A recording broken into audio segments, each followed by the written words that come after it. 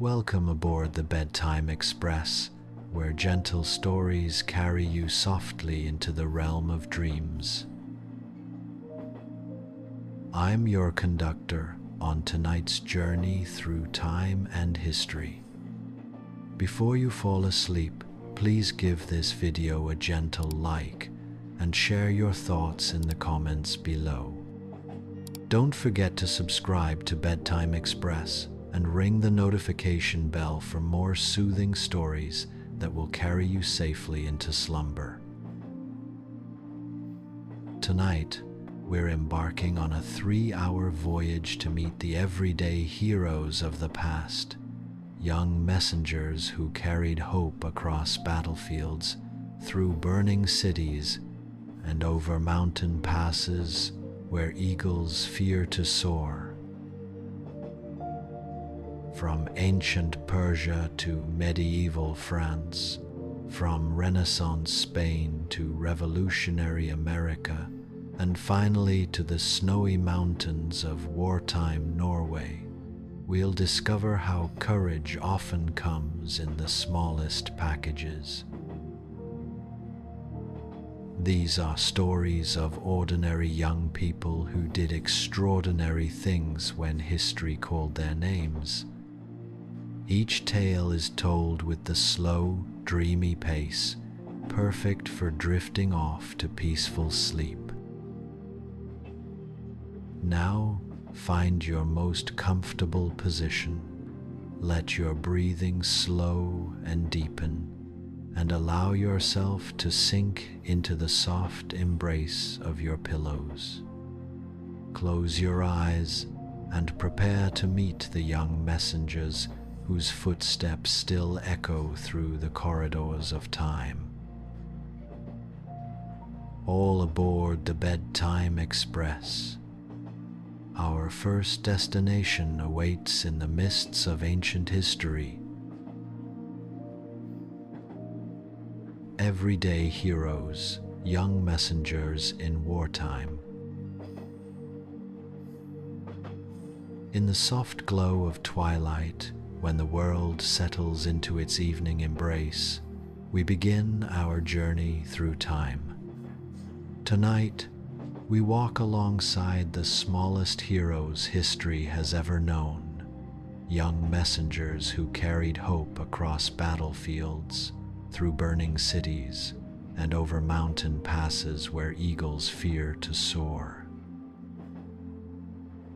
Let your breathing slow as we travel back thousands of years to ancient Persia, where the great empire stretched from the Mediterranean Sea to the distant shores of India.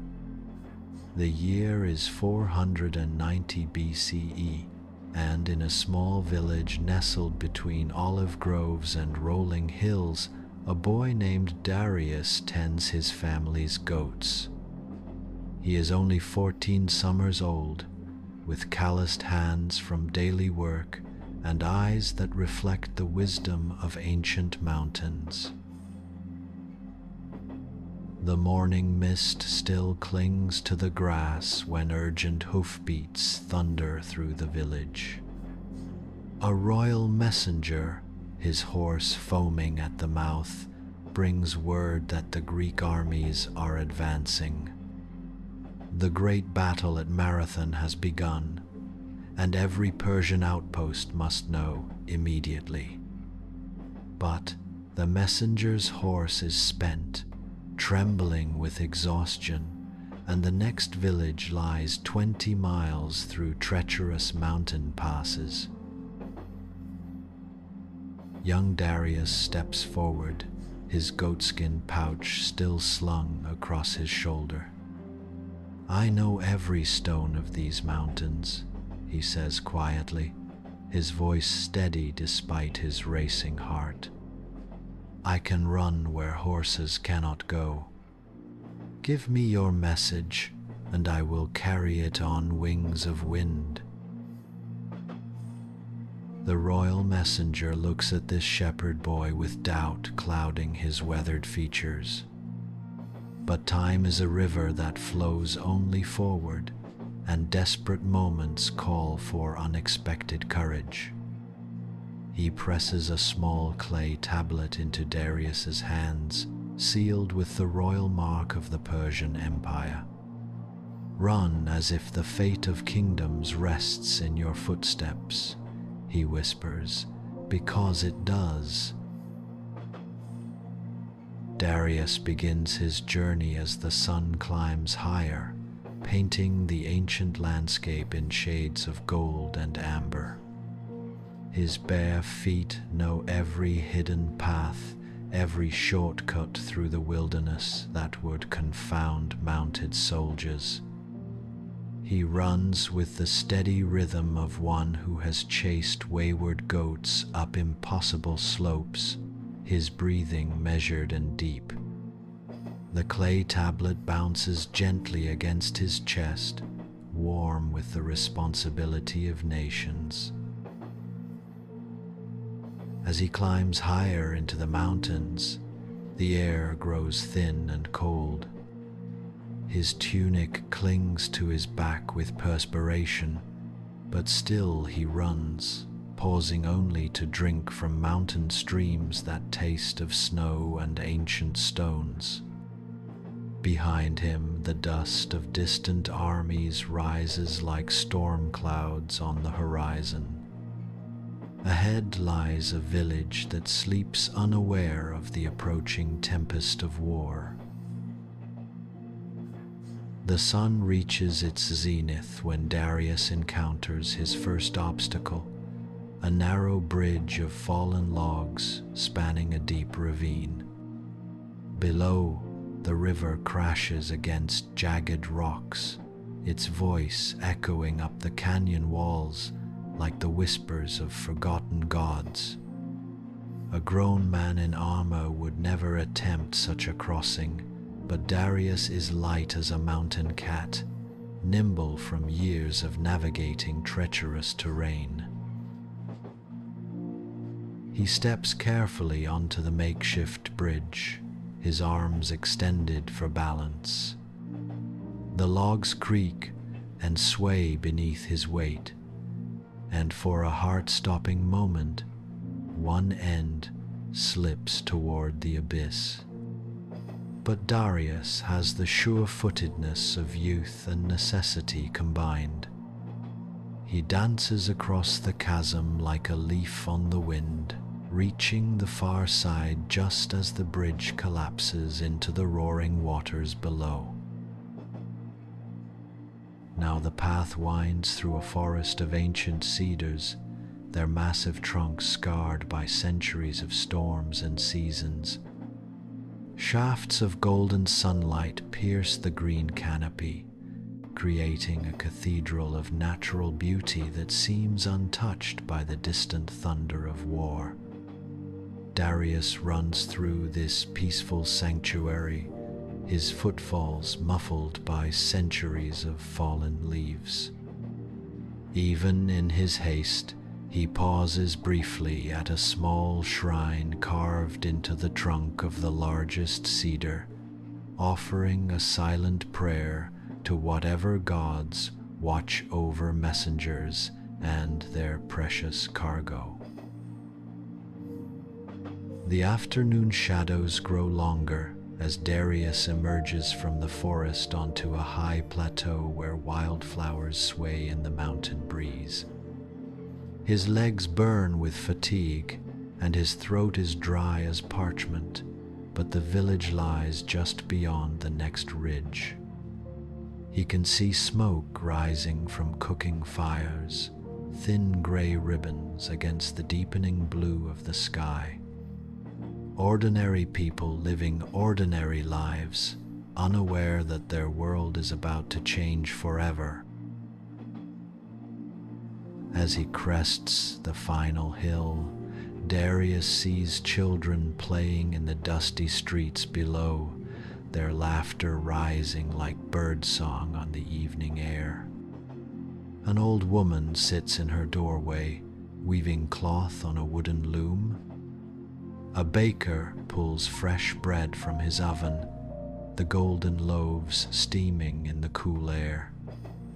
These simple scenes of daily life fill Darius with a fierce protectiveness that lends new strength to his weary legs. He stumbles into the village square as the sun touches the western mountains, painting everything in shades of rose and gold. The village elder, a man with a beard white as mountain snow, looks up from his evening meal with surprise and concern.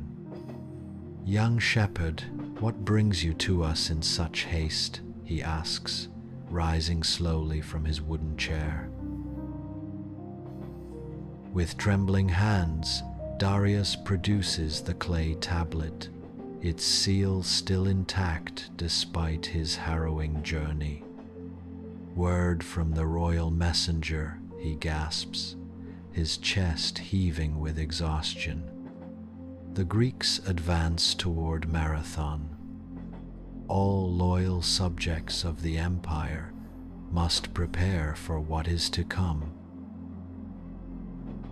The elder takes the tablet with reverent hands, breaking the seal with the gravity of one who understands the weight of history. As he reads the message, his weathered face grows grave, but his eyes find Darius with newfound respect. "You have run far today, young messenger," he says softly. "Come, let us feed you and tend your wounds.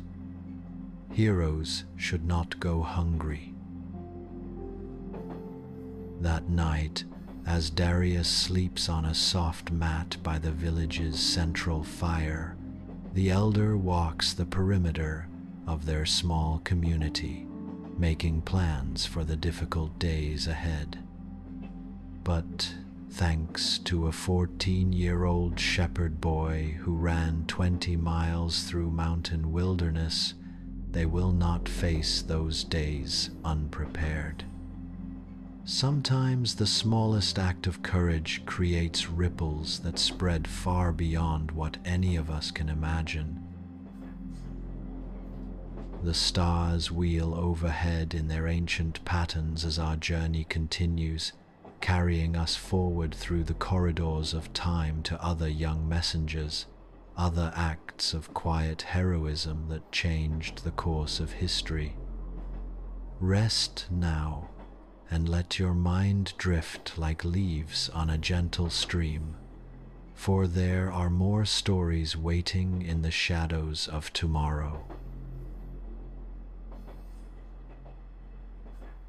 The mists of time part like gossamer curtains, revealing the cobblestone streets of medieval Europe, where church bells mark the passage of hours and candlelight flickers behind diamond-paned windows. We find ourselves in the year 1429 in the French countryside during the 100 Years' War, where hope seems as distant as the morning star. In a small village near Orleans, a girl named Marguerite helps her mother bake bread in the pre-dawn darkness. She is barely 12 years old, with flour dusting her brown hair and eyes that hold the quick intelligence of those who learn to read the world's moods early. Outside, the war rages between French and English forces, but inside this humble bakery, life continues with the quiet persistence of seeds growing beneath winter snow. The village has known nothing but conflict for as long as Marguerite can remember. English soldiers patrol the main roads, their armor glinting coldly in the weak sunlight, while French resistance fighters move like ghosts through the forests and hidden pathways. Messages between the scattered French forces must travel by secret routes carried by those too young or too old to be suspected of rebellion. On this particular morning, as Marguerite kneads dough beside the warm hearth, a soft knock comes at the back door. 3 quick taps, then 2, then 1. It is the coded signal that has become as familiar as her own heartbeat. Her mother wipes her hands on her apron and opens the door to reveal Brother Thomas, a Franciscan monk whose brown robes hide more than just a man of prayer. "Good morning, sisters," he says quietly, his voice carrying the weight of urgent news. "I bring word from the French commanders near Reims. They have developed a plan that could break the English siege, but it requires perfect coordination with the forces here. The message must reach Captain Henri before the sun reaches its peak, or the opportunity will be lost forever." Marguerite's mother takes a deep breath, understanding immediately what this means. The journey to the French camp involves crossing 3 miles of enemy-controlled territory through forests where English patrols hunt for exactly this kind of communication. A grown man would be stopped and searched, his intentions questioned, his loyalties tested. But a young girl carrying a basket of bread might pass unnoticed, just another village child on an innocent errand. "I can do it," Marguerite says softly, her voice steady despite the fear that flutters in her chest like a caged bird. "I know the old pilgrimage path through the oak forest. The English soldiers avoid it because they say it's haunted by the ghosts of Crusader knights." Brother Thomas looks at this child with the grave respect reserved for those who volunteer to walk into danger for others. From beneath his robes, he produces a small scroll wrapped in oiled cloth, no larger than a man's thumb. "Hide this in the bottom of your bread basket," he instructs. "If anyone stops you, you are simply delivering fresh loaves to your aunt in the next village. Remember, the message contains troop movements and battle plans. If it falls into English hands, many good men will die." Marguerite nods solemnly, understanding that this moment has transformed her from child to courier, from baker's daughter to keeper of secrets that could alter the fate of kingdoms. She tucks the message beneath several loaves of still warm bread, their golden crusts crackling softly in the morning air. The basket smells of home and safety, a perfect disguise for the dangerous intelligence it now carries. As the sun rises through the morning mist, Marguerite sets out on her journey, following the ancient stone markers that have guided pilgrims for centuries. The path winds through meadows where wildflowers bloom despite the proximity of war, their bright faces turned toward the light like prayers made visible. She walks with the careful pace of a child on an ordinary errand, pausing occasionally to pick berries or watch rabbits dart through the underbrush. The forest closes around her like a green cathedral, its ancient oaks reaching toward heaven with branches that have weathered countless storms. Moss carpets the forest floor, muffling her footsteps and creating a sense of otherworldly quiet. In this sacred space, it's easy to believe the English superstitions about ghostly knights who still patrol these paths, eternal guardians of an older France. Halfway through the forest, Marguerite hears the jingle of mail and the heavy tread of armored feet approaching along an intersecting path. Her heart pounds as she quickly seats herself on a fallen log, arranging her skirts and beginning to eat one of the bread rolls as if she hasn't a care in the world. 3 English soldiers emerge from the trees, their faces flushed from marching in heavy armor through the summer heat. "Hold there, girl," calls their sergeant, a grizzled man with scars marking his weathered face. "What business have you in these woods so early in the morning?" Marguerite looks up with the wide-eyed innocence that only children can truly master, even when their hearts are racing with terror. "Good morning, my lords," she says in her clearest voice, offering a small curtsy. "I'm taking fresh bread to my Aunt Marie in Belfont. She's been ill, and Mother thought warm bread might help her appetite." The sergeant approaches, his eyes scanning the forest around them for signs of ambush or deception. "Belafonte, you say? That's a fair walk for such a small lass. These woods are dangerous, full of brigands and French spies. Perhaps you should turn back." "Oh, I'm not afraid, my lord," Marguerite replies, managing a small smile despite her trembling hands. "I've walked this path many times. The Holy Brothers say it's blessed by St. James himself, and no harm can come to pilgrims who travel with pure hearts. Would you like some bread for your journey? Mother always bakes extra." The offer of food softens the soldier's suspicion as Marguerite hoped it would.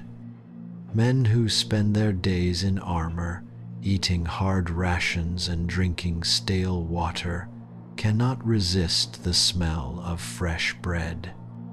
She offers each soldier a roll from the top of her basket, keeping the precious message safely hidden beneath the remaining loaves.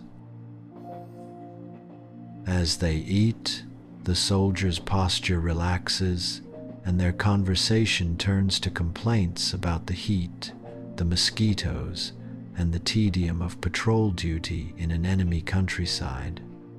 One of them, barely older than Marguerite herself, speaks wistfully of his mother's cooking back in England.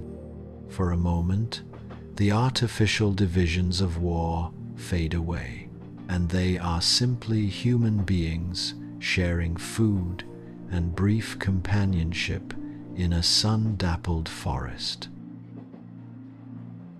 After several minutes, the sergeant stands and brushes crumbs from his surcoat. "Well then, little maid, we must continue our patrol. Mind you travel swiftly and keep to the main path. If any rough men trouble you, call out that you're under the protection of Sergeant William of Northumberland. That should send them scurrying." Marguerite curtsies again, thanking them for their kindness with genuine warmth in her voice. She watches them disappear into the green shadows before allowing herself a shaky breath of relief. Then she picks up her basket and continues deeper into the forest, moving with renewed urgency toward her destination. The trees thin as she approaches the edge of the forest, revealing rolling hills dotted with wildflowers and the distant smoke of campfires. The French encampment sprawls across a hidden valley, protected by natural barriers and careful camouflage. Sentries challenge her approach with weapons drawn, but her innocent appearance and the password Brother Thomas taught her gain her swift passage into the camp. Captain Henri receives her in his tent as church bells in distant villages ring the noon hour, exactly on time. He is a young man himself, perhaps 25, with prematurely grey temples and eyes that have seen too much of war's cruelty. When Marguerite produces the hidden message from beneath her bread, his face transforms with hope and determination. "You have done something remarkable today, young messenger," he tells her as he breaks the seal and reads the contents.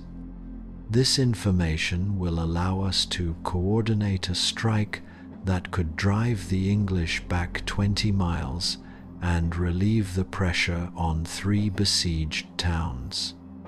Hundreds of French families will remain free because of your courage."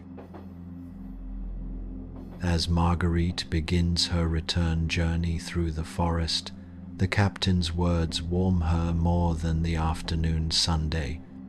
She knows that history will likely never record her name, will never speak of the baker's daughter who walked through enemy territory with intelligence hidden beneath bread loaves. But she also knows that sometimes the most important victories are won not by famous knights in shining armor, but by ordinary people who choose to do extraordinary things when the moment demands it. The path home seems shorter somehow, as if her successful mission has made her lighter, more fleet of foot. The same wildflowers nod in the evening breeze, the same birds sing from their hidden perches, but everything feels transformed by the knowledge that she has played a part in something larger than herself. By the time she reaches her village, the first stars are appearing in the darkening sky, and her mother's worried face appears at the bakery window. That night, as Marguerite helps clean the flour from the kneading boards and banks the fire in the great oven, she carries within her the quiet satisfaction of duty fulfilled. She is still just 12 years old, still a baker's daughter in a small French village, but she is also now a keeper of secrets, a carrier of hope, a small but vital thread in the great tapestry of history. Let your breathing slow and deepen as we prepare to journey onward through time, where other young messengers wait with their own stories of courage and determination. Feel yourself drifting like dandelion seeds on the wind of centuries, carried toward new adventures in distant lands. The wheel of time turns gently forward, bringing us to the age of exploration, when brave souls sailed beyond the edge of known maps and discovered new worlds waiting beneath unfamiliar stars. The year is 1519, and we find ourselves in the bustling port of Seville, where the scent of salt air mingles with spices from distant lands, and the sounds of a dozen languages echo off cobblestone streets. Here, beside the Guadalquivir River, where Christopher Columbus once prepared his world-changing voyages, a young man named Diego helps load supplies aboard the ships of Ferdinand Magellan's ambitious expedition. At 16, Diego has already spent 2 years working the docks, his hands hardened by rope and his back strengthened by countless sacks of grain and barrels of water. But today, everything feels different, charged with the electricity of approaching adventure. Magellan's fleet consists of 5 ships, their hulls dark against the morning sky, their masts reaching toward heaven like cathedral spires. The expedition plans to find a western route to the Spice Islands, sailing around the southern tip of the New World and across the vast Pacific Ocean. It is a journey that will test the limits of human endurance and courage, carrying them into waters where sea monsters are rumored to dwell, and the very edges of the earth might drop away into eternal void. Diego was born in Cadiz, son of a fisherman who disappeared in a storm when the boy was only 8 years old. Since then, he has made his living however he could, sleeping in dockside taverns and earning his bread by running messages between ships' captains and the merchants of Seville. His small size and quick intelligence have made him valuable as a courier, able to slip through crowds and remember complex instructions with perfect accuracy. On this momentous morning, as the 5 ships prepare to depart on their historic voyage, a crisis develops that threatens to delay the expedition. Juan de Cartagena, captain of the San Antonio, has discovered that crucial navigation charts have been left behind in the cartographer's shop across the city. These charts, showing the most recent discoveries along the South American coast, are essential for finding the passage that Magellan believes exists somewhere near the southern tip of the continent. The tide will not wait for anyone, and Magellan paces the deck of the Trinidad like a caged lion, his weathered face dark with frustration. Sending a grown man through the crowded streets would take too long. The morning market is in full swing, and the narrow alleys are clogged with merchants, pilgrims, and livestock being driven to slaughter. But Diego knows every shortcut and hidden passage in Seville, every rooftop route, and forgotten alleyway that could cut the journey in half.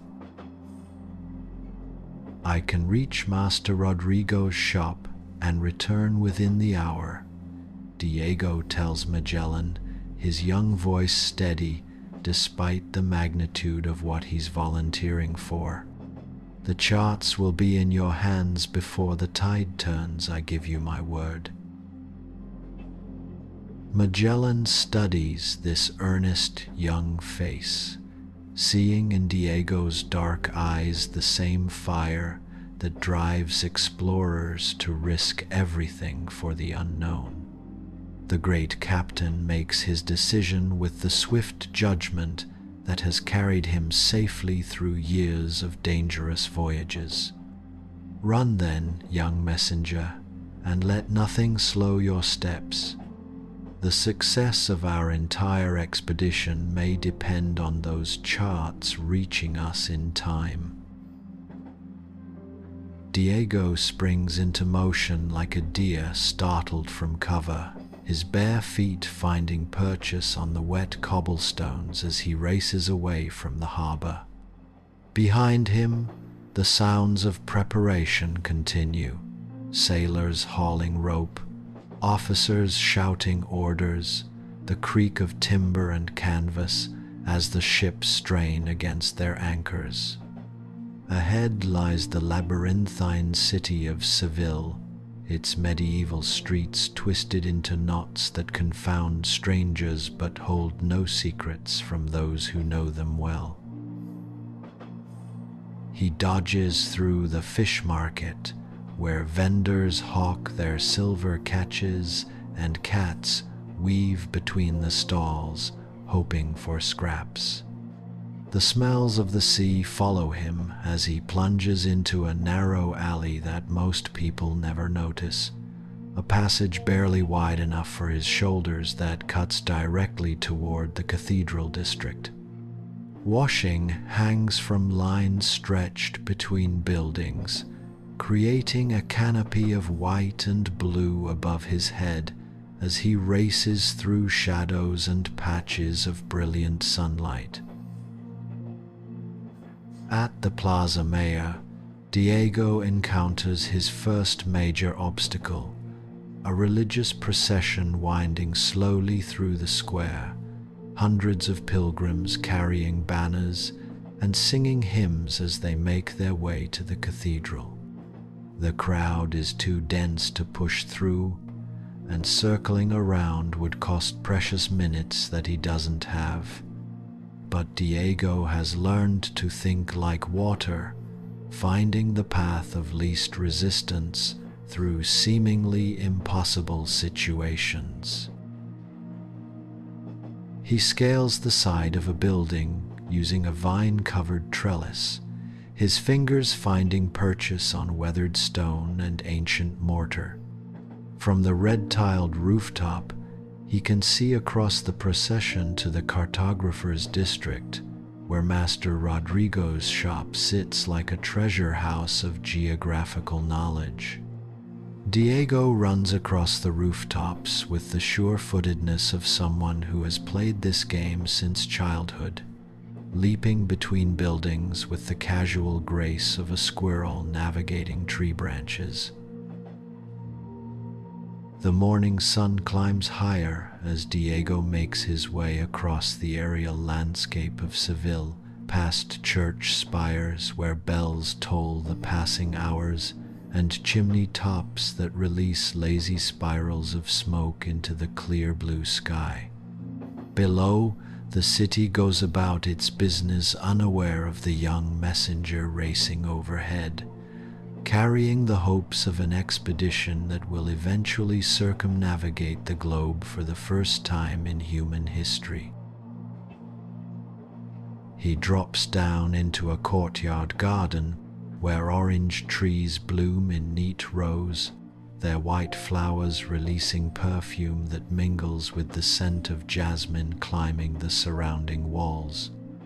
An old woman hanging laundry looks up in surprise as Diego appears suddenly among her roses, but he offers a quick bow and a breathless "Buenos dias, Senora," before disappearing through the garden gate onto the street beyond. Master Rodrigo's shop occupies the ground floor of a 4-story building that leans drunkenly against its neighbors, a structure so old that its wooden beams remember the days when Moorish kings ruled southern Spain. The windows are filled with globes and astrolabes, brass instruments that glint in the morning light like captured stars.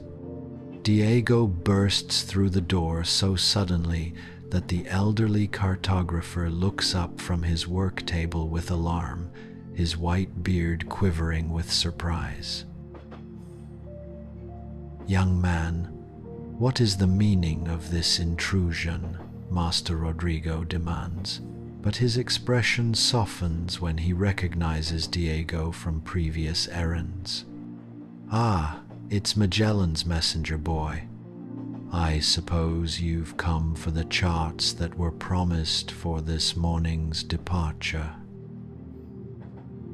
"Yes, Master Rodrigo," Diego gasps, still catching his breath from his rooftop journey. The captain awaits them urgently.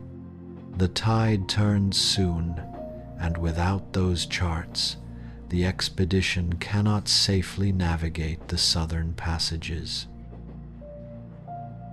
The old cartographer nods gravely, understanding the importance of accurate navigation to sailors venturing into unknown waters. From a locked cabinet, he produces a leather portfolio containing hand-drawn charts showing the coastlines of Brazil, Argentina, and Patagonia, the most detailed maps of the South American coast that exist anywhere in the world. Each line represents months of careful observation by previous explorers. Each notation could mean the difference between safe harbor and shipwreck on some distant shore. "Guard these with your life, young Diego," Master Rodrigo says solemnly as he seals the portfolio with wax and ribbon. "These charts contain the accumulated knowledge of a dozen brave captains who risked everything to map those dangerous waters. Without them, Magellan sails blind into regions where the very shape of the world is still a mystery." Diego takes the precious portfolio and tucks it securely inside his shirt, feeling the weight of centuries of exploration pressed against his chest. The return journey must be even swifter than his outbound run, for he can hear church bells tolling the advancing hour and knows that Magellan's patience has its limits. The success or failure of one of history's greatest voyages now depends on his ability to navigate the crowded streets of Seville faster than anyone has ever done before. He takes a different route back, one that leads through the Jewish quarter where narrow alleys twist like a maze designed to confuse invading armies. The buildings here are even older, their stones worn smooth by centuries of Mediterranean sun and rain. Merchants call out their wares in Hebrew, Arabic, and Spanish, creating a musical babel that echoes off the close-pressed walls. Diego weaves between donkey carts and clusters of robed scholars, the charts safe against his heart as he races toward the harbor. Near the waterfront, he encounters a group of English sailors who have clearly spent the night drinking in Seville's taverns.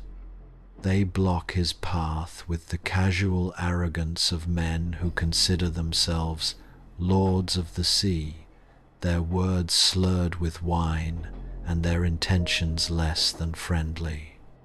But Diego has learned to read men's faces the way sailors read the sky for storms, and he sees something in their eyes that warns of trouble ahead.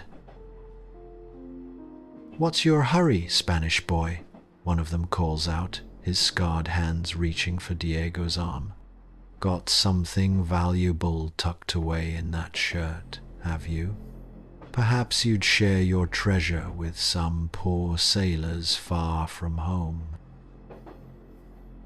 Diego's mind races faster than his feet, calculating distances and possibilities with the quick thinking that separates survivors from victims. The charts cannot fall into foreign hands. They represent Spanish national secrets, the fruit of expeditions funded by the crown and sealed with royal authority. But neither can he afford to fight, for even victory would cost precious time that might doom Magellan's departure. "I carry only letters for my master." Diego lies smoothly, backing away from the sailors while keeping his expression innocent and unthreatening. Personal correspondence of no value to anyone but the intended recipient. Surely fine gentlemen such as yourselves have better things to do than trouble a simple messenger boy. The flattery might have worked with sober men, but wine has made these sailors bold and foolish. They advance with predatory grins, clearly intending to search him regardless of his protests. In that moment of crisis, Diego makes a decision that will be remembered long after the names of these drunken sailors are forgotten. He turns and runs, not away from danger, but directly toward the waterfront where Spanish authority still holds sway. His pursuers give chase, their heavy boots pounding on cobblestones as they follow him down increasingly narrow streets toward the harbor. But Diego knows these paths like a bird knows the sky, and soon he has opened enough distance to disappear around a corner and climb a drainage pipe that leads to another rooftop. From above, he can see the English sailors searching the streets below, their frustration growing as their quarry seemingly vanishes into thin air. The harbor spreads before him like a forest of masts and rigging, with Magellan's 5 ships anchored prominently near the main wharf. Diego can see tiny figures moving about the decks, making final preparations for departure, and he knows that every minute of delay brings them closer to missing the tide. He drops down from the roof onto a pile of fishing nets, rolls to absorb the impact, and springs up, running toward the waiting ships. Magellan stands at the rail of the Trinidad, his spyglass trained on the harbor entrance where the morning tide has begun its inexorable turn toward the sea. When he sees Diego racing along the wharf, the great explorer's weathered face breaks into a smile of relief and admiration. Here is a young man who understands that history turns on such moments, that the difference between success and failure often comes down to whether someone is willing to run a little faster than seems humanly possible. "The charts, Captain," Diego calls out as he leaps aboard the Trinidad, pulling the leather portfolio from his shirt with hands that tremble slightly from exhaustion and excitement. Master Rodrigo sends his compliments and wishes the expedition fair winds and following seas.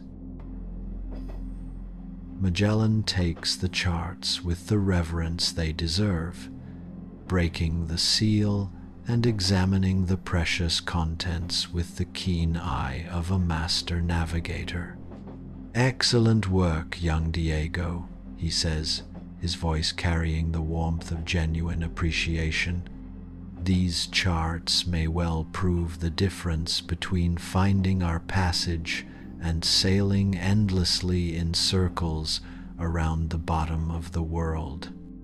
You have earned a place on this expedition if you have the courage to see where it leads." And so Diego finds himself sailing into history, carried by the same determination that brought him racing across the rooftops of Seville. As the 5 ships catch the morning wind and begin their journey toward the unknown, he stands at the stern, watching Spain disappear into the morning haze, knowing that his swift feet and faithful heart have helped launch one of humanity's greatest adventures. The ships sail on, their white canvas billowing like clouds against the endless blue, carrying dreams and charts and the hopes of nations toward horizons that exist only in the imagination. In the years to come, Diego will face storms that humble mountains, navigate straits so treacherous they bear Magellan's name to this day, and help map waters where no European ship has ever sailed. But it all began with a young messenger who refused to let distance or danger prevent him from delivering what others needed to pursue their dreams. Rest now, and let the gentle rocking of imaginary waves carry you forward through time, toward other shores where young messengers wait with their own tales of courage and dedication. The ocean of history is vast and deep, filled with stories that shine like stars in the darkness of forgotten years. Time flows like a great river, carrying us forward to the shores of a new world, where 13 colonies struggle to birth a nation beneath the wide American sky. The year is 1775, and we find ourselves in the Massachusetts countryside, where spring flowers bloom along stone walls built by generations of farmers who carved their lives from wilderness and stubborn soil. In the village of Lexington, a girl named Sarah helps her grandmother card wool in the fading light of an April evening. She is 15 years old, with calloused hands from countless hours of spinning and weaving, and eyes that reflect the steady determination of those who understand that freedom requires both courage and sacrifice. Outside their small cottage, the world trembles on the edge of revolution, though most people go about their daily business as if tomorrow will be no different from today. Sarah's father died 2 years ago in a farming accident, leaving her to help support her grandmother and younger brother through the work of their hands. They spin thread that is woven into cloth in nearby mills, creating fabric that competitors claim is inferior to British imports, but that patriots wear with pride as a symbol of American independence. Every yard of homespun cloth is a small act of rebellion, a quiet declaration that the colonies need not depend on their distant king for the basic necessities of life. The evening air carries the sound of hoofbeats along the Boston Road, and Sarah looks up from her work to see a lone rider approaching at desperate speed. Even in the gathering twilight, she can make out the foam on his horse's flanks and the urgent lean of his body as he pushes the exhausted animal toward some vital destination. This is no casual traveler, but a messenger carrying news that will not wait for morning's light. The rider pulls up at their gate, his horse trembling with fatigue, steam rising from its sweat-darkened coat in the cool evening air. Sarah recognizes him as Tom Wilson, son of the blacksmith from Concord, a young man known for his steady character and swift riding. But tonight his face is pale with exhaustion and something deeper, a knowledge that weighs heavy on his shoulders like a cloak woven from responsibility and fear. "Sarah, thank God I've found you," Tom calls out, his voice hoarse from shouting warnings to every farm and cottage along his route. The British regulars march from Boston tonight, 700 soldiers with orders to seize the weapons stored at Concord. Every minute man between here and the Merrimack River must be warned before dawn, or we'll face them with nothing but prayers and pitchforks. Sarah's grandmother appears in the doorway, her white cap gleaming in the lamplight, her weathered face grave with understanding. She has lived through the French and Indian wars, has seen how quickly peace can dissolve into chaos when men's passions are stirred by politics and pride. "How many riders do you have, Tom?" she asks, her voice steady despite the magnitude of what he's describing. "Only 3 of us," Tom replies, swaying slightly in his saddle from exhaustion. Paul Revere rides toward Medford and beyond. William Dawes takes the southern route through Brookline and Newton. I must cover all the farms between here and Groton before sunrise. But my horse is spent, and there are still 12 miles of countryside where the minute men sleep unaware of what tomorrow will bring. Sarah steps forward, her decision made before conscious thought can interfere with courage. "I know every farm between here and Groton," she says quietly. "I can take the eastern branch while you cover the western villages. Give me the names, and I'll see that every Minuteman receives your warning." Tom stares at her with amazement and concern warring in his tired eyes. "Sarah, it's 15 miles of rough country, and British patrols may already be moving to cut the roads. This isn't work for a young woman traveling alone in the darkness."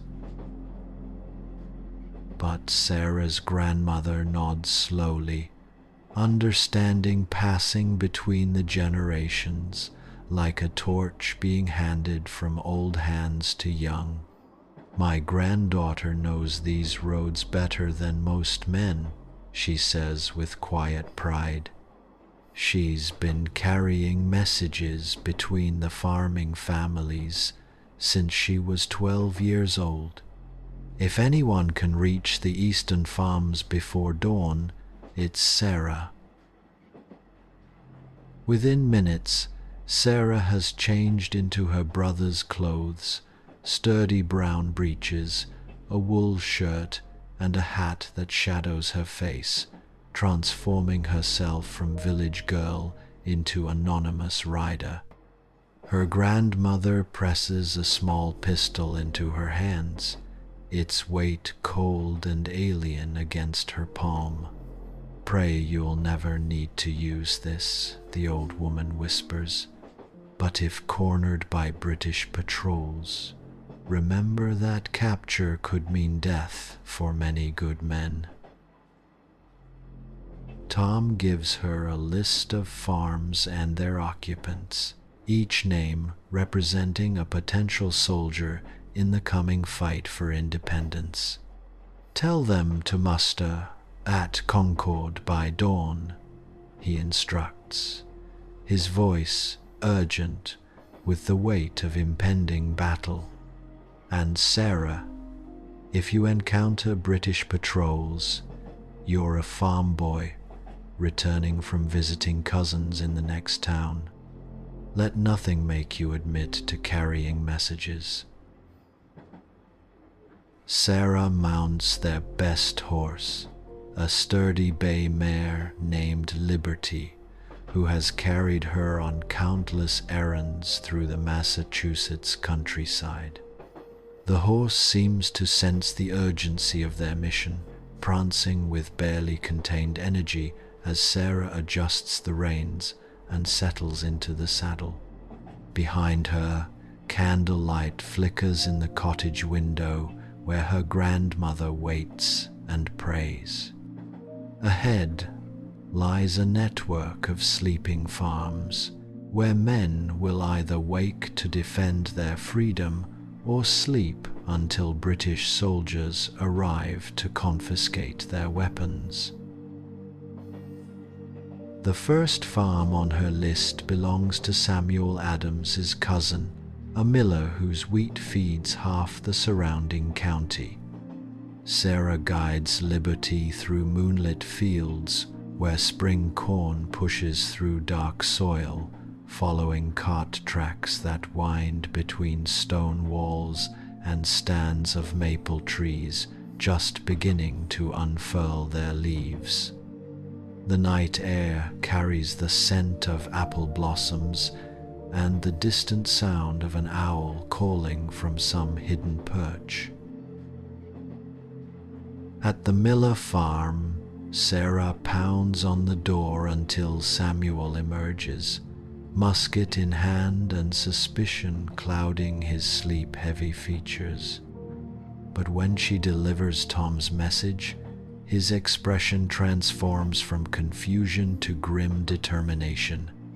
700 regulars, you say? He mutters, his mind already calculating distances and possibilities. That's twice what we expected, but not more than free men can handle if we're properly warned and prepared.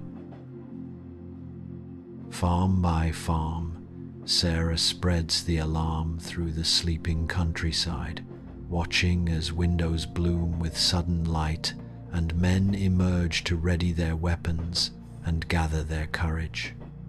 At each stop, the same transformation occurs, ordinary farmers and shopkeepers becoming soldiers in the space of a heartbeat, their faces hardening with the resolve that will soon echo in the phrase, "the shot heard round the world."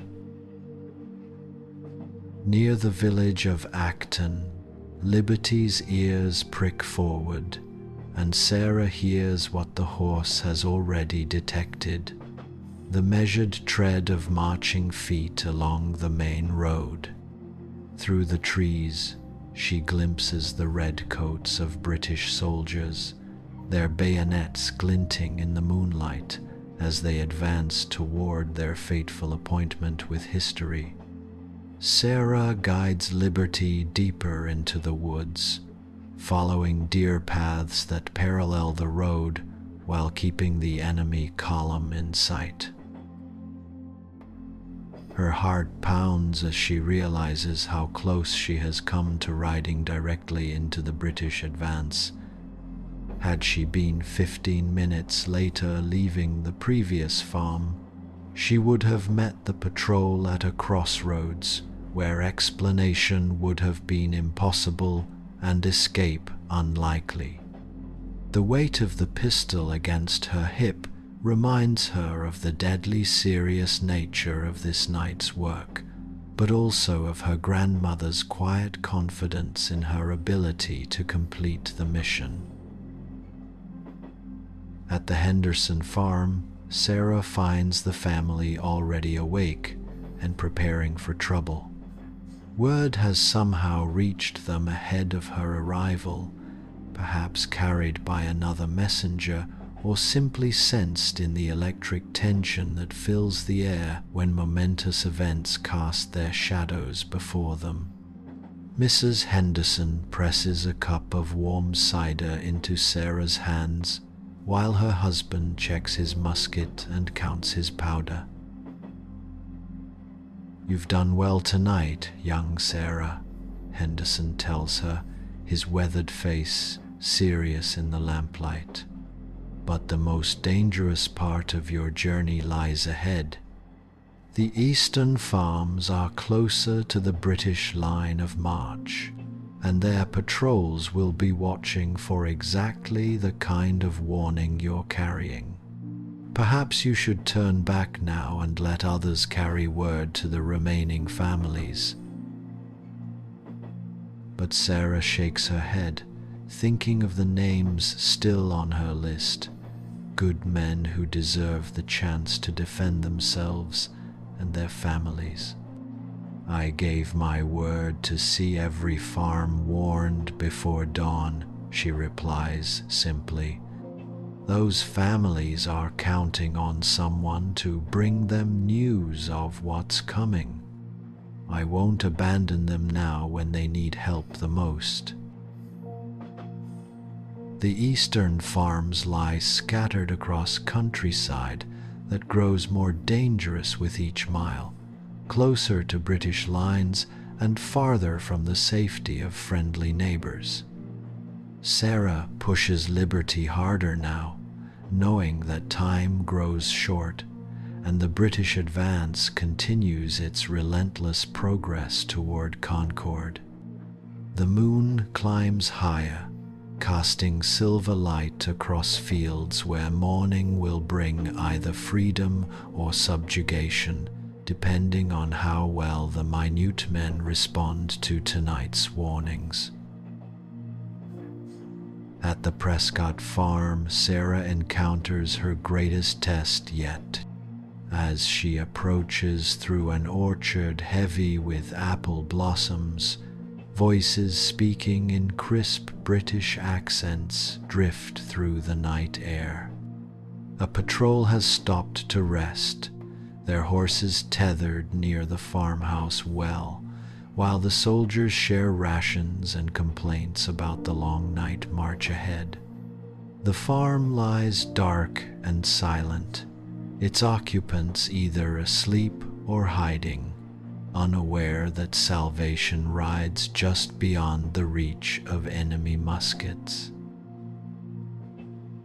Sarah dismounts and leads Liberty deeper into the orchard, moving with the careful quiet of someone who has spent years helping her brother poach rabbits in these same woods.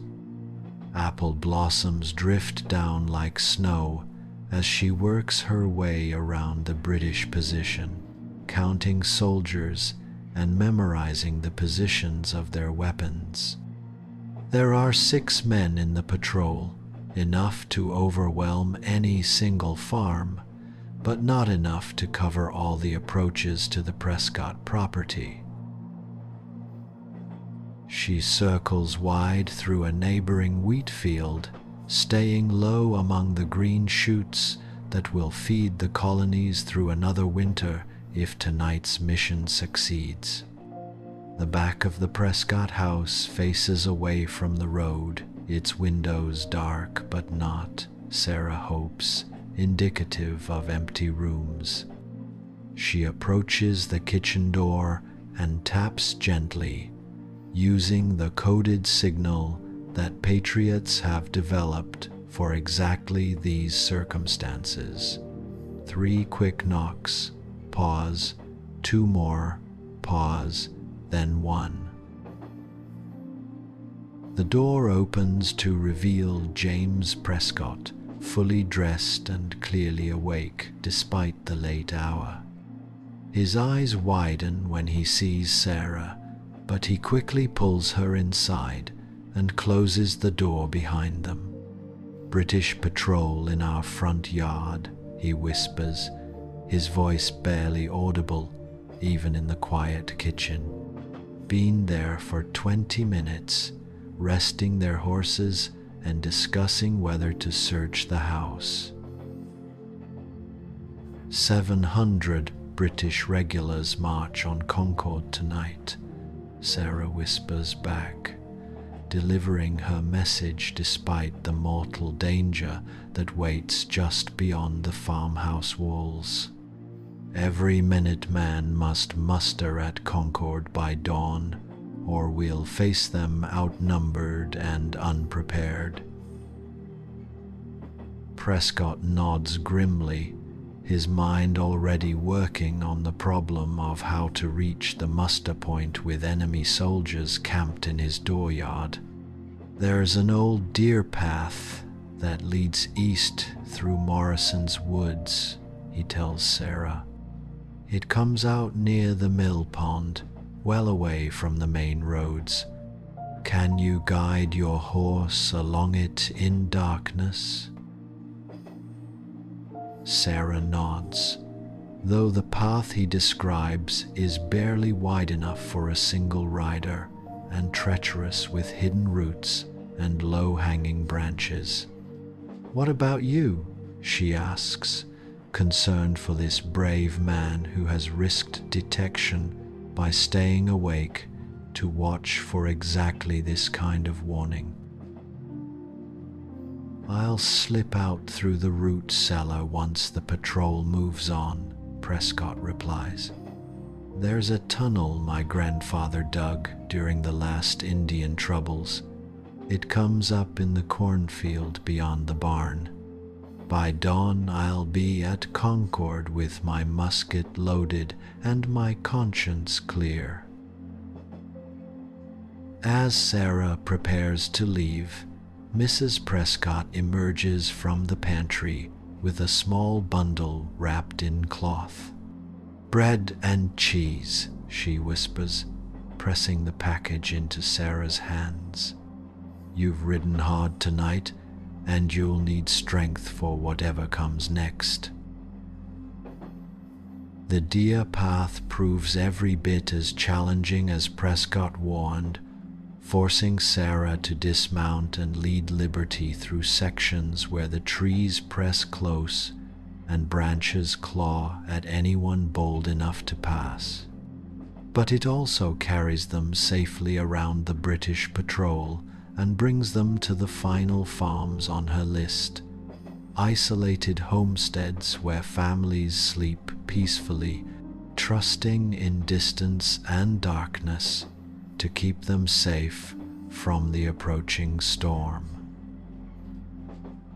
At each house, Sarah delivers her warning and watches as another family transforms from civilians into potential soldiers. Sons as young as 16 check their muskets and bid farewell to parents who may not see them alive again. Fathers kiss sleeping babies and promise wives they'll return when the fighting ends.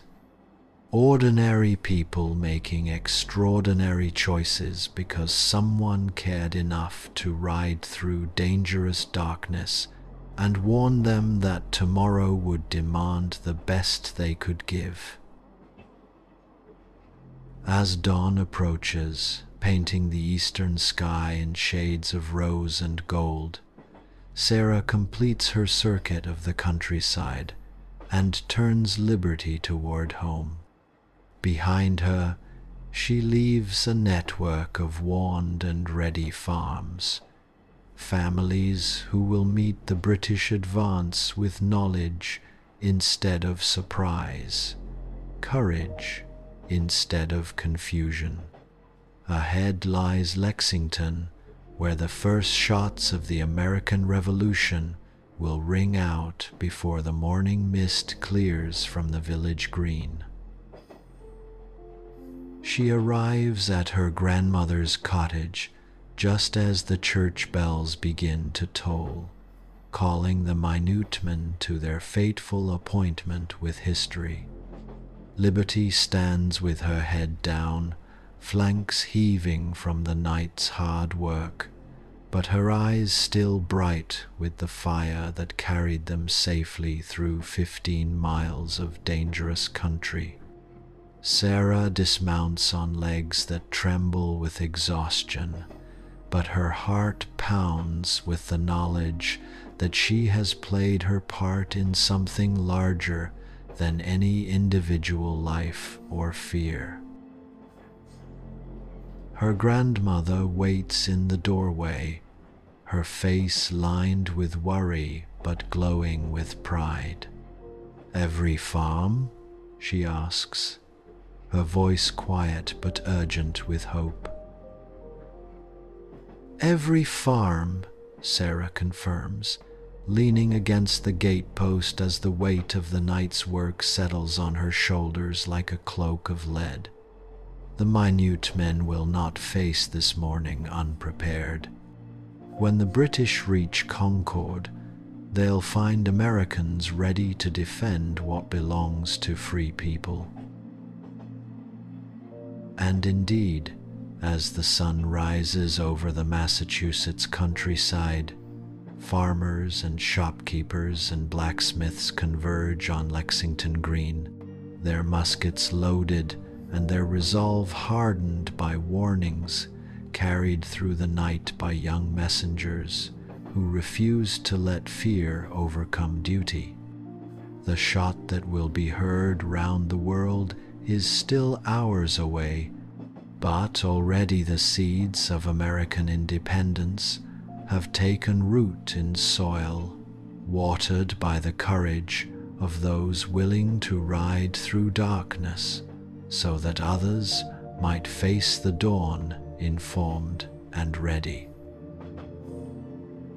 Close your eyes now and feel the echoes of hoofbeats fading into the peaceful quiet of early morning, carrying us forward through time toward other young messengers who served causes greater than themselves.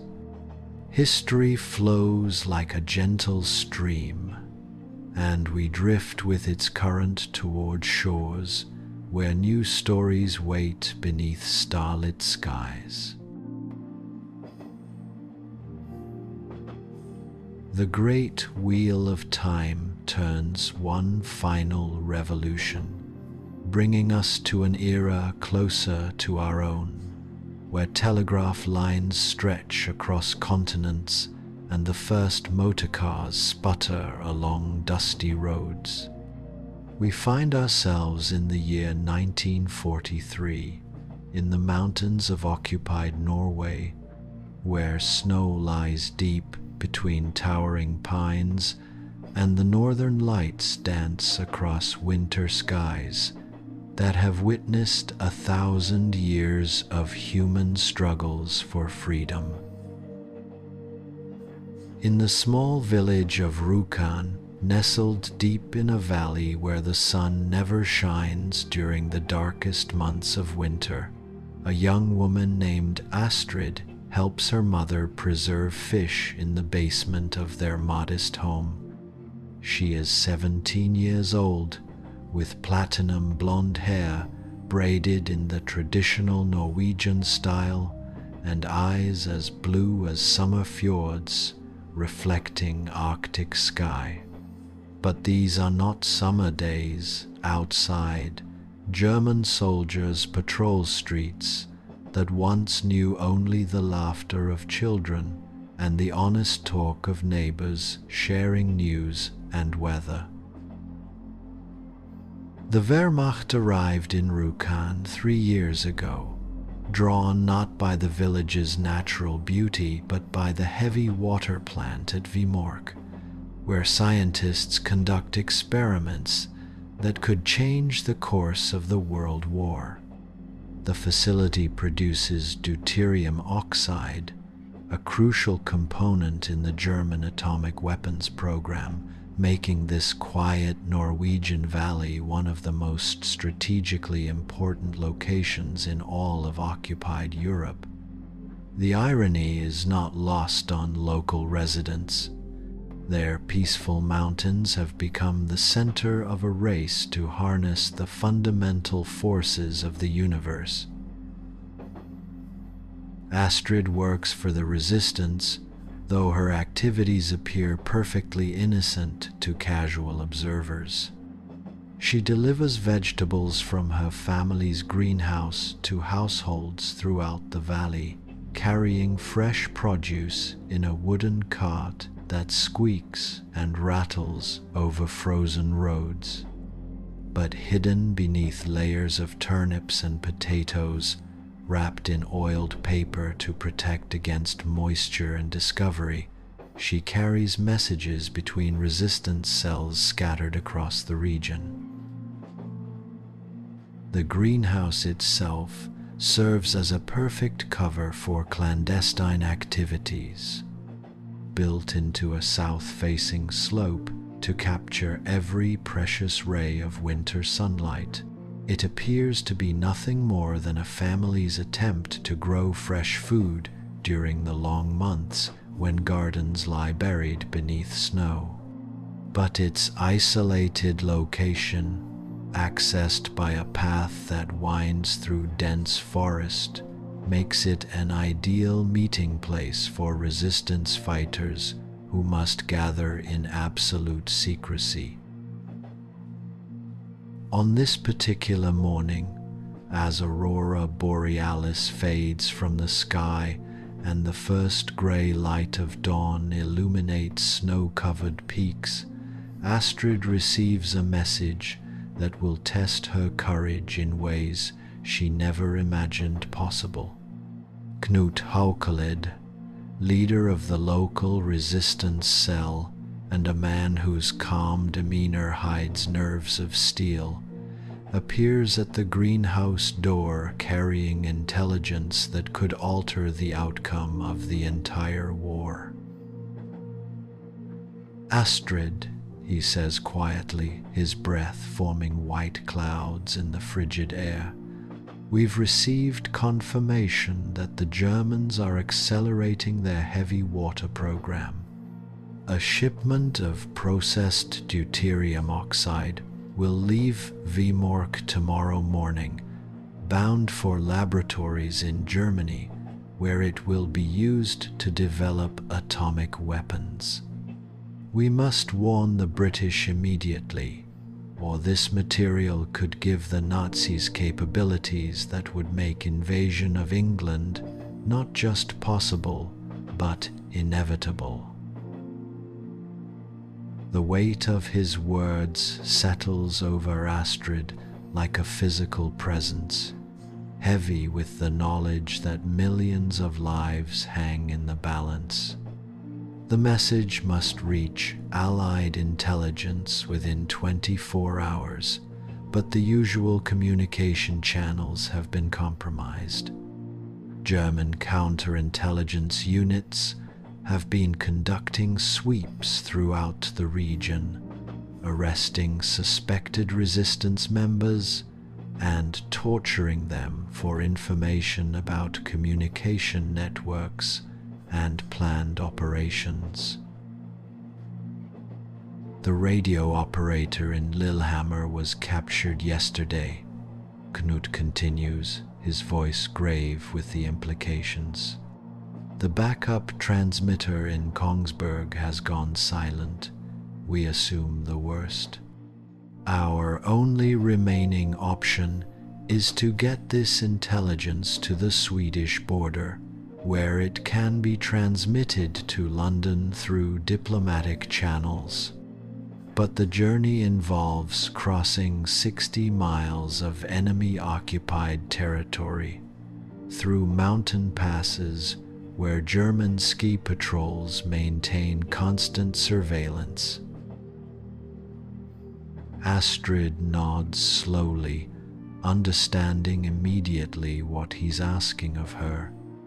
The resistance needs a messenger who can travel those 60 miles without arousing suspicion, someone whose presence in remote areas would seem natural and innocent. A young woman delivering vegetables to isolated farms would draw little attention from German patrols focused on hunting armed resistance fighters and military-age men attempting to cross the border. "I know the mountain routes," she tells Knut, her voice steady despite the fear that flutters in her stomach like a caged bird. "My grandfather taught me to ski those passes when I was still a child. I can carry your message to Sweden and return before anyone notices I've been away longer than usual.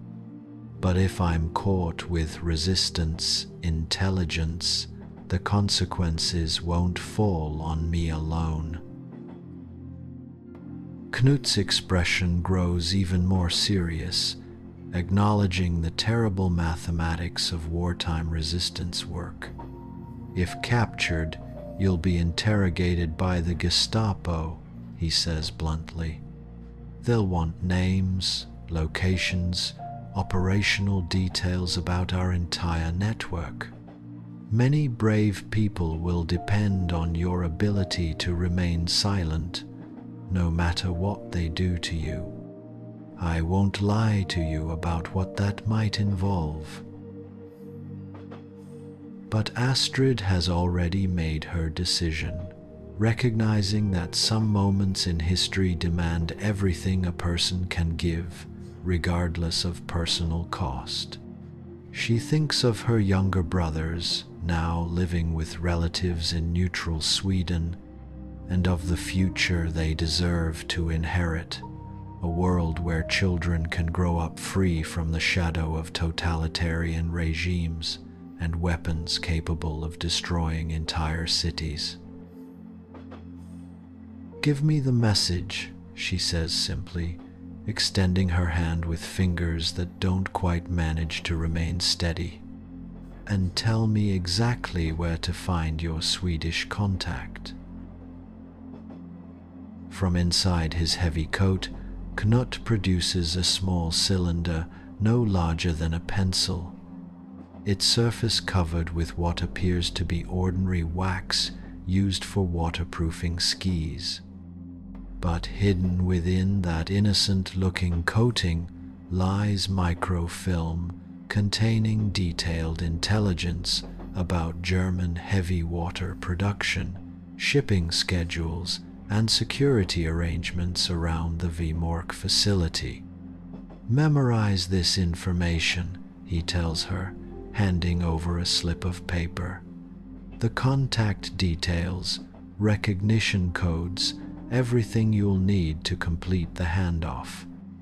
Then burn the paper. From that point forward, the only record of this mission will be what you carry in your memory."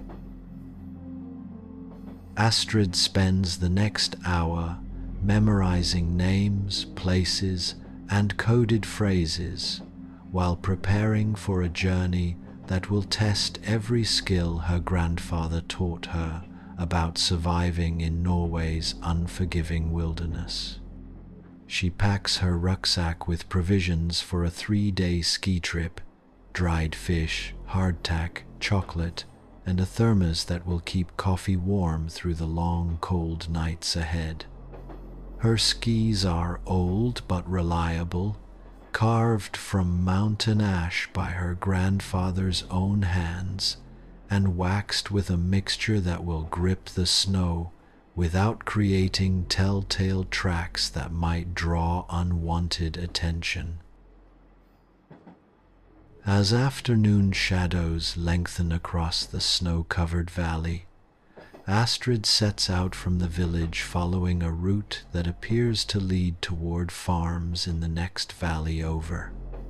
Any German patrol that spots her will see exactly what they expect: a local girl delivering vegetables to customers who need fresh produce during the harsh mountain winter.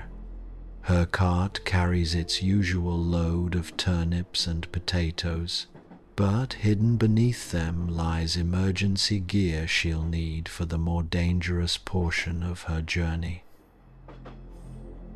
She follows main roads for the first several miles, waving cheerfully to German soldiers at checkpoints and stopping to make legitimate deliveries at farms where she's known and welcomed.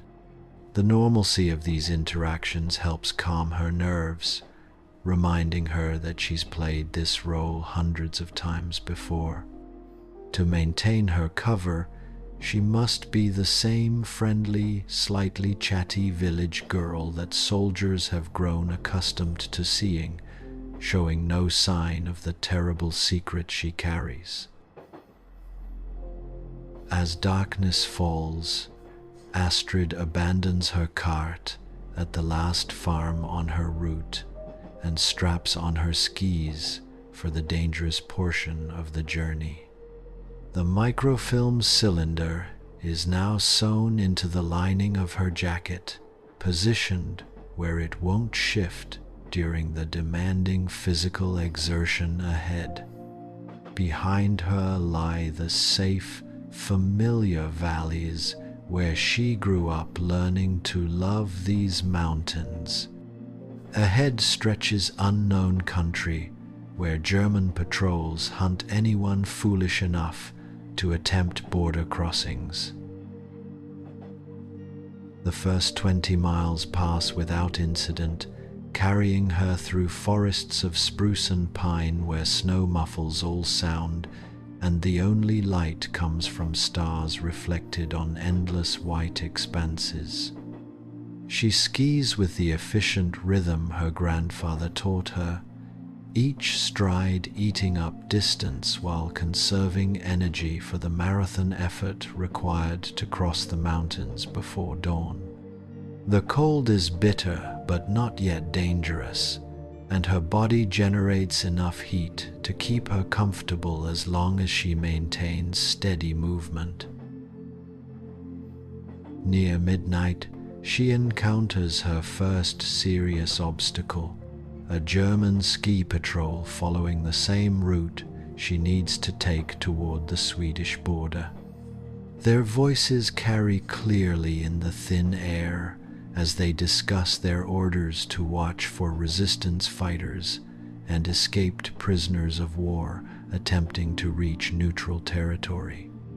4 soldiers with military efficiency and modern equipment, moving with the confidence of men who know the local resistance lacks the resources to challenge them directly. Astrid leaves the main trail and begins the grueling process of breaking her own path through deep powder snow, following ridges and valley floors that parallel the patrol's route while staying well out of sight.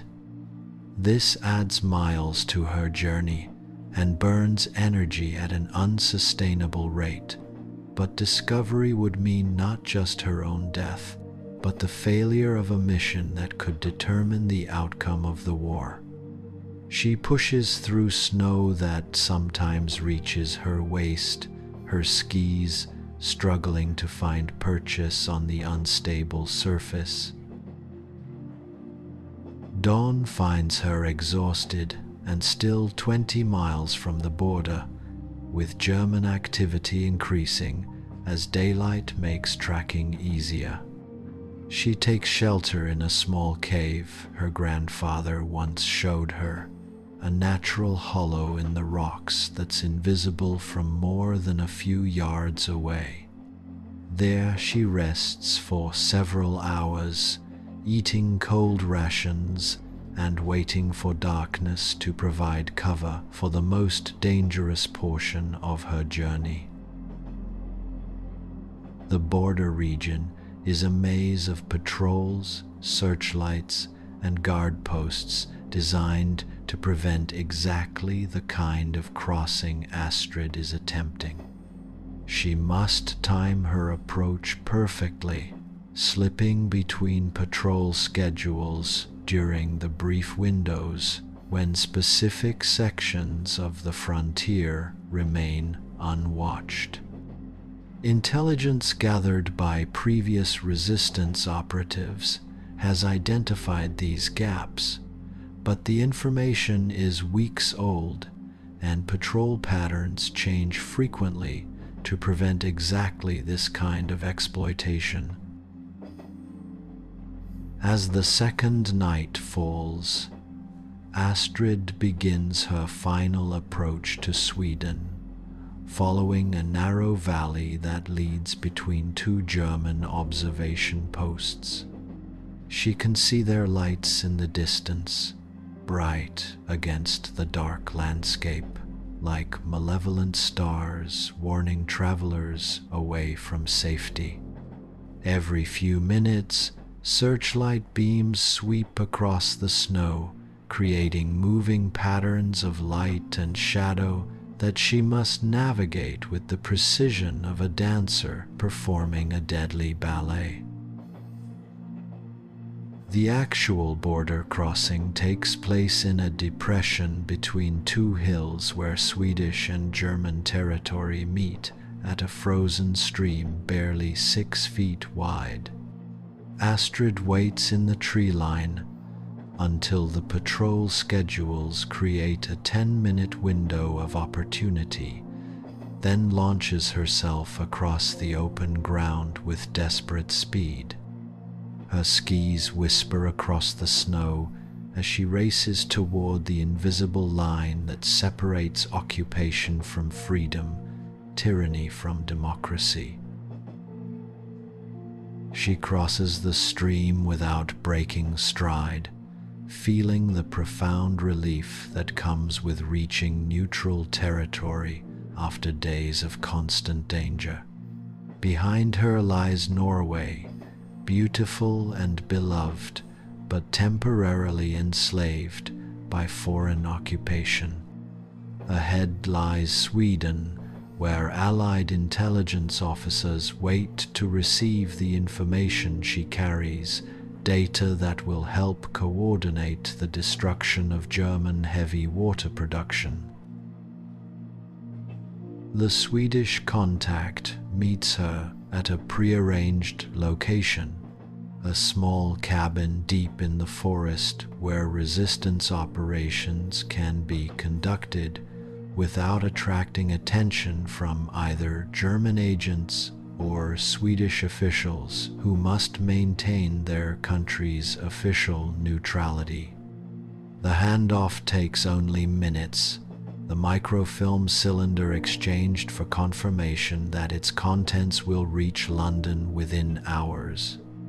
But those few minutes represent the culmination of a journey that tested every aspect of Astrid's courage, endurance, and commitment to the cause of human freedom. The return journey proves even more challenging than the outbound trip, as increased German patrols search for whoever successfully crossed their defensive perimeter. But Astrid's knowledge of the mountains serves her well, guiding her along routes that avoid main valleys where enemy soldiers concentrate their efforts. She arrives back in Rujukan 3 days after her departure, tired but triumphant, her absence explained by a plausible story about helping a sick relative in a distant village. Weeks later, Allied bombers will destroy the heavy water facility at Vimork, dealing a critical blow to German atomic weapons research and ensuring that Nazi Germany never develops the capability to build nuclear weapons. The raid will be possible only because of intelligence carried across 60 miles of enemy territory by a 17-year-old girl who refused to let fear overcome her sense of duty to future generations. But on this quiet morning, as Astrid helps her mother preserve fish in their basement and pretends that nothing extraordinary has happened, she carries within herself the knowledge that sometimes the smallest individual actions create ripples that spread across the entire world. She is still a village girl who delivers vegetables and helps with household chores, but she is also now a guardian of secrets that shaped the course of human history. The northern lights dance once more across the Norwegian sky, their ethereal beauty unmarred by the temporary presence of earthly conflicts. In years to come, when peace returns to these mountains, and children once again play in streets free from the sound of marching boots, few will know that their freedom was preserved partly through the courage of young messengers who carried hope through the darkest nights of human memory. And so our journey through time draws to its gentle close, like a river reaching the sea after flowing through countless landscapes of human experience.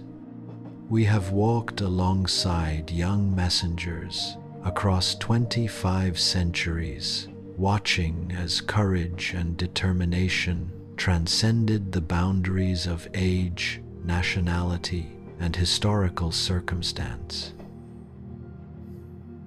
In ancient Persia, we ran with Darius through mountain passes where eagles soar, carrying news that would save villages from the approaching storm of war.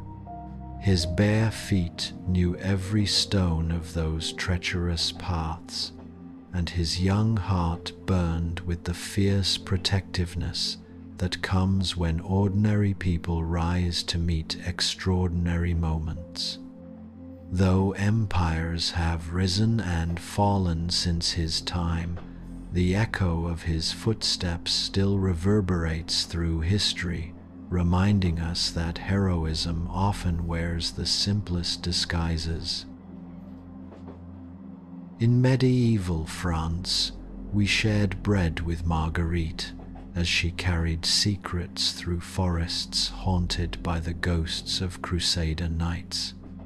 Her basket smelled of home and safety, the perfect camouflage for intelligence that could alter the fate of kingdoms. She showed us that sometimes the most dangerous missions succeed not through strength of arms, but through the quiet courage of those willing to walk into peril disguised as innocence. Her story whispers to us across the centuries that freedom is preserved not only by famous knights in shining armor, but by bakers' daughters who understand that someone must carry the light forward through the darkest times. During the age of exploration, we sailed with Diego across oceans that existed only in the imagination, watching as his swift feet and faithful heart helped launch one of humanity's greatest adventures. From the rooftops of Seville to the deck of Magellan's flagship, he demonstrated that history turns on such moments of individual choice, the decision to run a little faster, climb a little higher, risk a little more than seems prudent or safe. His story reminds us that the maps we use to navigate our modern world were drawn by those brave enough to sail beyond the edges of everything previously known. In revolutionary America, we rode through moonlit countryside with Sarah, carrying warnings that would ensure the Minutemen did not face the dawn unprepared. Her journey through dangerous darkness showed us that liberty is not an abstract concept, but a living thing that must be tended and protected by each generation. The hoofbeats of her faithful horse Liberty still echo in the morning air at Lexington and Concord, where the shot heard round the world announced humanity's continuing struggle for self-determination and dignity. And in the mountains of occupied Norway, we skied through northern lights with Astrid, carrying intelligence that would prevent the development of weapons capable of destroying civilization itself. Her solitary journey across 60 miles of enemy territory proved that even in humanity's darkest hour, young people will rise to preserve hope for future generations. The microfilm she carried through those frozen forests contained not just military intelligence, but the preserved possibility that children yet unborn would inherit a world where freedom still had meaning. Each of these young messengers faced choices that would have challenged the courage of seasoned warriors. They could have remained safely at home, tending goats, or baking bread, or delivering vegetables, letting others shoulder the burden of carrying vital messages through dangerous territory. No one would have blamed them for choosing personal safety over public service, individual comfort over collective responsibility. But in the moment when history called their names, each of them stepped forward with quiet determination that transformed ordinary young people into guardians of human possibility. They ran and rode and skied through landscapes of danger, carrying not just information but hope itself. The hope that tomorrow might be better than today, that freedom might triumph over tyranny, that the small actions of individual human beings could indeed change the course of enormous events. Their stories teach us that heroism is not the exclusive province of famous generals or celebrated leaders whose names fill history books. True heroism lives in the hearts of those who, when confronted with a choice between comfort and duty, between safety and service, between the easy path and the right path, consistently choose to do what must be done regardless of personal cost. It speaks in quiet voices that say, "I can do this," when others declare the task impossible, and walks on feet that keep moving forward when the destination seems impossibly distant. These young messengers also show us that every generation faces its own tests, its own moments when the future hangs in the balance, and ordinary people must find extraordinary reserves of courage and determination. The specific challenges change, from ancient invasions to medieval sieges, to colonial revolutions to world wars, but the fundamental choice remains constant. Will we step forward when history calls, or will we step back and hope that someone else will shoulder the burden?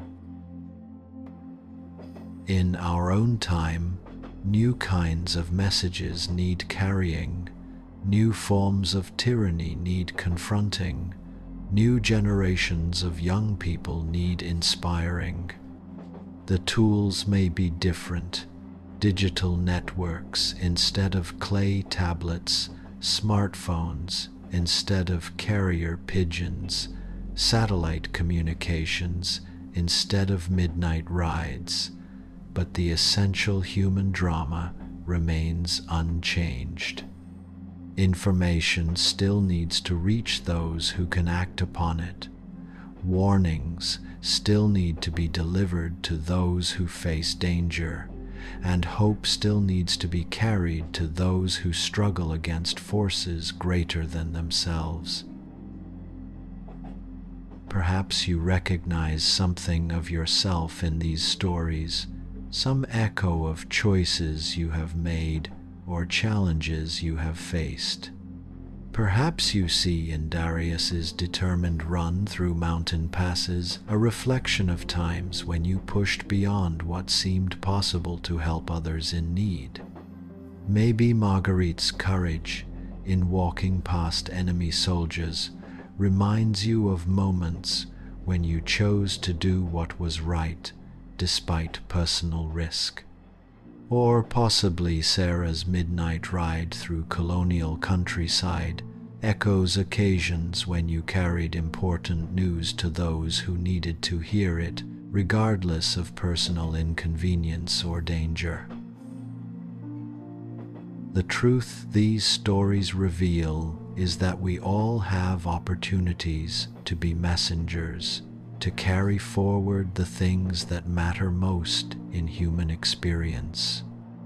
Sometimes the message is as simple as a word of encouragement to someone facing difficult times. or as complex as standing up for principles that others would prefer to compromise.